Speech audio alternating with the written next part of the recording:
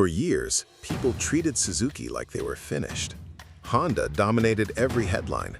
Yamaha kept stealing attention. Kawasaki became increasingly aggressive.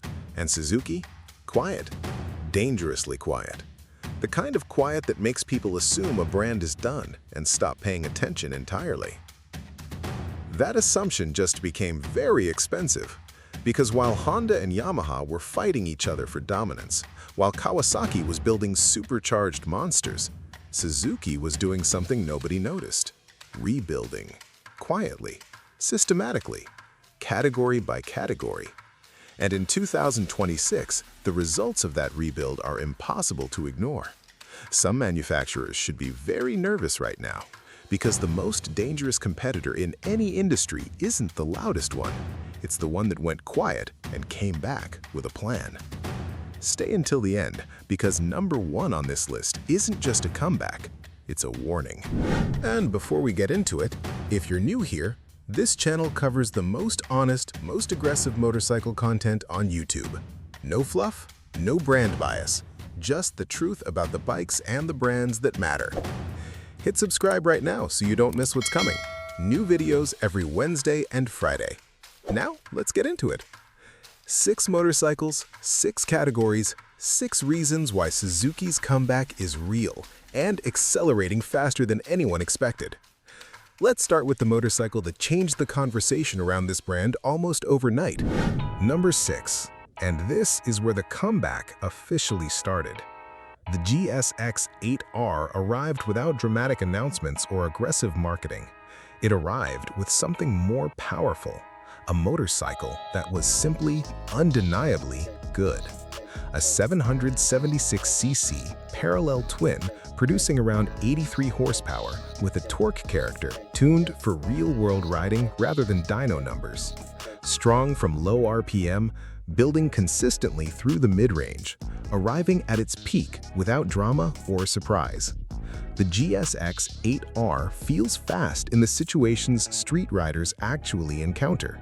Urban acceleration, highway overtaking, corner exit drive, rather than only on a specification sheet. The design is where Suzuki made their clearest statement. Previous Suzuki Nakeds carried styling that felt generic, competent shapes without clear visual identity. The GSX-8R has a specific character, sharp, aggressive, modern without copying any competitor's aesthetic. It looks like a brand that knows exactly what it wants to communicate. What the GSX-8R represents beyond its own sales is proof of concept. Suzuki can still build motorcycles that younger riders genuinely want. That statement, which would have seemed questionable 2 years ago, is now being confirmed in dealerships every single month. Honda and Yamaha controlled the middleweight naked category with a comfort level that comes from having no serious Suzuki competition for years. The GSX-8R changed that math, not by decisively beating either competitor, but by forcing a genuine three-way evaluation that hadn't existed before. Being included in the conversation is the first victory. Winning it is becoming more common than anyone predicted when this motorcycle launched. The GSX-8R proved Suzuki could compete in the middleweight segment, but their next move targets the fastest-growing category in global motorcycling, and Suzuki's approach is completely different from everyone else's. Number 5, and this one is more strategically important than it first appears. Adventure motorcycles are exploding globally, and every major manufacturer knows it. Honda has the Africa Twin, Yamaha has the Tenere 700, and BMW has the R1250 GS. The category is crowded with serious machines from brands with established adventure credentials. Entering seriously in 2026 requires either a significant performance advantage or a completely different approach. Suzuki chose the second option, and it's working. The V-STROM 800DE runs a 776cc parallel twin producing around 83 horsepower with a torque character that works exceptionally well for adventure riding. Strong low-end pull for technical terrain, consistent mid-range for long highway sections, and overall tractability that reduces rider fatigue across mixed conditions. Long travel suspension. What makes it genuinely competitive is Suzuki's reliability reputation, specifically in the context of adventure riding. Riders who travel seriously, who put their motorcycles in situations far from service facilities, weight long-term dependability more heavily than any other buyer segment. The V-STROM name carries decades of that dependability, and in adventure touring, that history is worth more than any single specification advantage. Honda's Africa Twin is more technologically sophisticated. Yamaha's Tenere has a more passionate community. BMW's GS has more prestige. Every established competitor has a category advantage the V-STROM doesn't directly match. But Suzuki is targeting something specific: the rider who wants genuine capability, genuine reliability, and genuine value without paying the premium that sophistication or prestige commands. That rider exists in significant numbers, and right now nobody else is serving them as directly as Suzuki is. Two categories addressed, two serious moves. But Suzuki's next motorcycle is where things become genuinely surprising, because nobody expected this level of technology ambition from a brand people assumed had stopped caring. Quick note: if this is your first time here and you're enjoying the breakdown, hit that subscribe button right now. Most people who watch this channel don't subscribe on the first video, and then they miss the next one. Don't be that person. Subscribe now and stay in the fight. Number 4. And this motorcycle doesn't feel like it came from the Suzuki most people remember. The GSX 1000GX represents something significant in the context of Suzuki's history: a willingness to invest in technology the brand previously avoided as too complex and too expensive. Electronic suspension, comprehensive riding modes, a superbike-derived inline-4 producing around 150 horsepower, genuine touring ergonomics for serious long-distance capability. The GX carries a technology level that the old Suzuki, the one people assumed was finished, would never have committed to. The engine is the foundation of why the GX works. The GSX 1000's inline-4 is one of the most characterful engines in the sport touring segment. Genuine performance credentials with a delivery that makes covering distance feel exciting rather than merely fast. In sport mode, it pulls aggressively. In tour mode, it becomes composed and comfortable. The competitive positioning is where Kawasaki lands its most significant blow. BMW's sport touring options are excellent but expensive. Honda's offerings are competent but conservative. The GX sits between those poles, more technologically ambitious than Honda, more accessible than BMW, forcing genuine evaluation from buyers who previously defaulted to one of those two brands without seriously considering Suzuki. BMW dominates premium sport touring completely. The technology, the prestige, and the long-distance reputation give them an advantage that requires serious investment to challenge. Suzuki isn't trying to beat BMW at prestige. They're trying to make BMW's price premium feel increasingly difficult to justify. The GX makes that argument effectively, and every rider who evaluates both and chooses Suzuki represents a category BMW thought was locked. 3 categories, 3 competitive moves, but everything Suzuki is building right now exists in the shadow of something older and more powerful than any new model launch. Something that changed motorcycling forever and never actually went away. Number 3. And this one doesn't need an introduction, which is exactly the point. The Hayabusa became mythology, not just a fast motorcycle, not just a record holder, a cultural artifact that exists in conversations far beyond the riding community, referenced in music, in film, in the vocabulary of speed itself. When the original launched in 1999, it became the fastest production motorcycle on Earth, with a top speed approaching 194 miles per hour. The name, taken from the Japanese peregrine falcon, the fastest bird alive, was chosen deliberately. The motorcycle earned it completely. The current generation makes around 190 horsepower from a 1340cc inline-4, updated with modern electronics, refined ergonomics, and emissions compliance the original never needed to consider. The updates preserved everything that made the original legendary while making the motorcycle livable by contemporary standards. What the Hayabusa does for Suzuki's comeback that no new model can replicate is provide identity.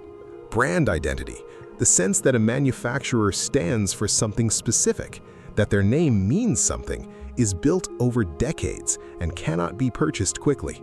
Suzuki owns something with the Hayabusa that Honda, Yamaha, and Kawasaki can reference with their own legends but cannot duplicate. A name that people outside motorcycling recognize. In 2026, as Suzuki rebuilds across multiple categories, that mythology provides credibility that new launches alone never could. Kawasaki's Ninja H2 is faster, more technologically extreme, more dramatically engineered. In a straight performance comparison, the supercharged power advantage is real and significant. But the Hayabusa has something the H2 doesn't: cultural weight accumulated over decades. Riders who've never sat on a motorcycle know the Hayabusa's name. That recognition is worth more to Suzuki's overall brand health than any individual performance specification. You can engineer horsepower. You cannot engineer mythology. Suzuki already has it, and no competitor can take it away. 4 rounds in, and Suzuki is building something comprehensive. But the next motorcycle represents a deliberate choice to go against every current industry trend. And that choice might be smarter than anyone initially realized. We're getting into the most important part of this list right now. If you've watched this far and haven't subscribed yet, this is the moment. Hit subscribe and the bell notification so you never miss a video. The conversation we're having on this channel right now is only getting more interesting. Number 2. And this one is Suzuki making a bet that most manufacturers are too cautious to make. The DRZ4S arrives in a market moving relentlessly toward more electronics, more complexity, more features that add cost and weight and maintenance demands that many riders never asked for.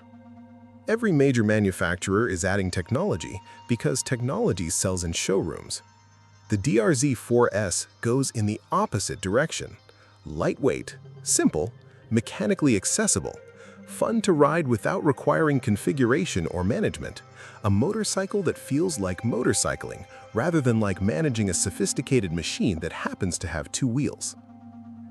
The 399cc single-cylinder produces modest power, but modest power in a machine weighing around 140 kilograms creates a riding experience that is genuinely engaging at speeds accessible on public roads. The DRZ4S doesn't need a highway to be entertaining. The commercial insight behind the DRZ4S is Suzuki recognizing something the rest of the industry is ignoring. A significant portion of the riding market is tired of complexity. Tired of motorcycles that require a manual to operate optimally. Tired of paying for technology they don't use. In a market full of spaceships, the DRZ4S is a motorcycle. And thousands of riders are discovering that's exactly what they needed. While Honda, Yamaha, BMW, and Kawasaki chase technology leadership, adding features, increasing complexity, raising prices, Suzuki made a different calculation. Not every rider wants a spaceship. Some riders just want a motorcycle that works, feels good, and doesn't require a specialist to maintain. The DRZ4S serves that rider without apology. And in 2026, as the rest of the industry moves further from that rider simultaneously, Suzuki's willingness to serve them creates a competitive position that nobody else is occupying. Sometimes the smartest move is the one everybody else decided wasn't worth making. 6 categories addressed, 5 motorcycles building the comeback systematically. But the final machine on this list isn't about a category or a market segment, it's about one thing only: reminding the entire industry who Suzuki is when they decide to stop being quiet. And the reminder is not subtle. Number 1.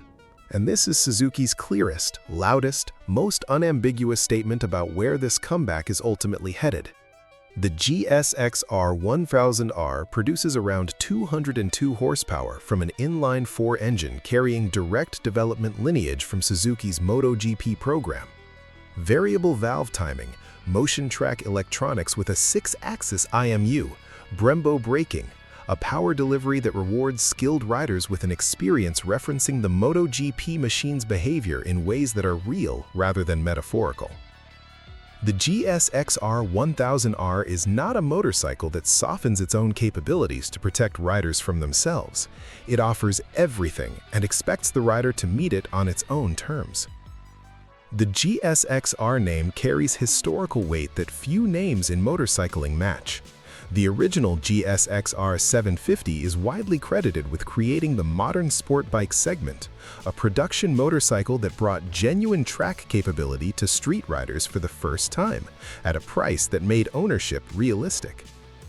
What the GSX-R 1000R represents in the context of this comeback is the answer to the question every other move on this list was building toward. Is Suzuki actually back? As a performance manufacturer, as a brand with genuine engineering ambition, as a company that deserves to be in the serious conversations about the best motorcycles in the world? The GSX-R 1000R answers that question with 202 horsepower and a history that nobody in this industry can challenge. Suzuki didn't go quiet because they forgot how to build this. They went quiet while they were figuring out how to build everything around it. The Yamaha R1 has the cross-plane engine and the MotoGP emotional connection. The Honda Fireblade SP has the engineering extremism and the RC213V development lineage. Both are extraordinary superbikes with legitimate claims to being among the best in production. The GSX-R 1000R competes with both, not by outperforming every individual specification, but by delivering a complete superbike experience that includes genuine MotoGP-derived technology, a racing heritage that predates both competitors, and a riding character that experienced riders consistently describe as immediately engaging and deeply satisfying. In the superbike category, those qualities aren't advantages, they're the entire reason the category exists. Honda still dominates. Yamaha still has momentum. Kawasaki is still aggressive. The hierarchy that defined motorcycle competition for the last decade hasn't been overturned. Not yet. But Suzuki suddenly feels unpredictable again. The GSX-8R proved they could compete at the middleweight level. The V-STROM proved they could enter adventure seriously. The GX proved they invested in technology. The DRZ-4S proved they understood what a significant portion of the market actually wants. The Hayabusa proved their identity never disappeared, and the GSX-R 1000R proved that the engineering ambition behind all of it was never the question, only the timing was. The most dangerous competitor in any industry is the one that went quiet and came back with a plan. Suzuki went quiet.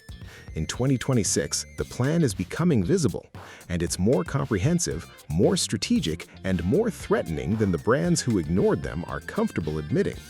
If you've watched this far, you already know this channel is different. We don't follow trends. We don't pick favorites.